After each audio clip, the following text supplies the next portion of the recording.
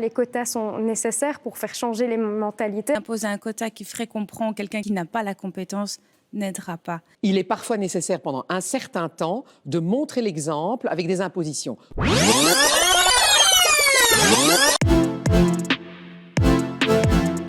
Est-ce qu'il faudrait imposer des quotas, une égalité par exemple dans les entreprises, dans le monde politique par exemple? Je pense que ce n'est pas une nécessité d'installer des quotas dans le sens où je pense que le critère pour obtenir un poste, pour moi, ça devrait plutôt être le parcours professionnel, l'expérience de la personne, plutôt que son sexe. Je pense que ça devrait être avant tout les compétences qui devraient définir l'accès à un poste. Les femmes aussi ont des choses à apporter en plus que les hommes. On peut parler par exemple de l'intelligence émotionnelle qui peut être parfois plus grande pour les femmes que les hommes. Donc il ne devrait pas y avoir des quotas établis pour toutes les industries, mais d'une industrie à l'autre, il peut y avoir des disproportions, je pense, en termes de sexe. Pour remettre en perspective les quotas, les femmes représentent 51% de l'humanité.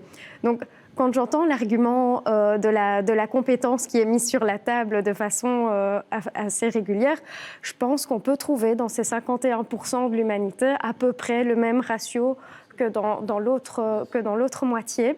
Et donc, en effet, pour moi, les quotas sont nécessaires pour faire changer les mentalités. Alors, en effet, j'espère qu'un jour, on arrivera à un ratio naturel et plus équilibré. Alors, je trouve que se poser la question, c'est intéressant, c'est fondamental, mais je ne pense pas que ça va résoudre les problèmes et ce ne sera pas aider les entreprises. Je pense qu'il faut faire confiance aux dirigeants qui sont à la tête des entreprises pour faire les bons choix. Par contre, travailler sur la sensibilité, former, on l'a dit avant, l'éducation est essentielle pour moi et je suis très optimiste dans la nouvelle génération qui va arriver et imposer un quota qui ferait comprendre quelqu'un qui n'a pas la compétence n'aidera pas. Les quotas, pourquoi pas? Mais la première étape, c'est quand même l'accès au marché de l'emploi, qui est, comme on dit, loin d'être acquis pour l'ensemble des femmes, l'accès à des emplois de qualité, loin d'être acquis, et l'accès à des temps pleins pour les femmes qui le souhaitent, et on entend que c'est près de 90%.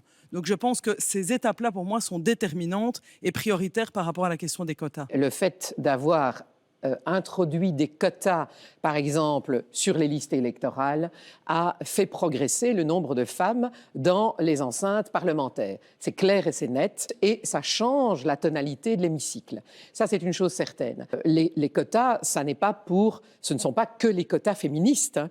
Est-ce qu'un jour, il ne faudra pas des quotas pour protéger les représentants de l'autre sexe? Ce qui compte, c'est qu'il y ait une belle mixité, et pour l'atteindre, il est parfois nécessaire pendant un certain temps de montrer l'exemple avec des impositions. Est-ce que ça n'est pas devenu tout simplement insupportable d'avoir les hautes fonctions exercées exclusivement par des hommes? Quand on regarde les vrais lieux de pouvoir, il y a un souci. Le plus interpellant, c'est le cairn. Quand Mme Lallieu vient parler de son projet de réforme des pensions, c'est le cairn qui va décider.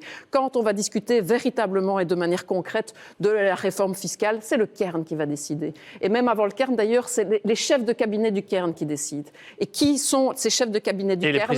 C'est 7 hommes sur 8. Et donc, il y a vraiment un souci. Je pense que les quotas, comme ça a été le cas dans les pays nordiques, qui sont beaucoup plus égalitaires que nous, sont un mal nécessaire. Voilà. Pourquoi un mal nécessaire? Parce que je pense que les femmes n'en veulent pas. Quand elles sont des femmes quotas, elles sont effectivement regardées avec dégoût, puisque effectivement elles sont là parce que ce sont des quotas. Tout ça pour dire effectivement, d'une manière ou d'une autre, un mal nécessaire, les quotas, parce que sinon les femmes n'arrivent jamais à s'y intégrer et de manière égalitaire.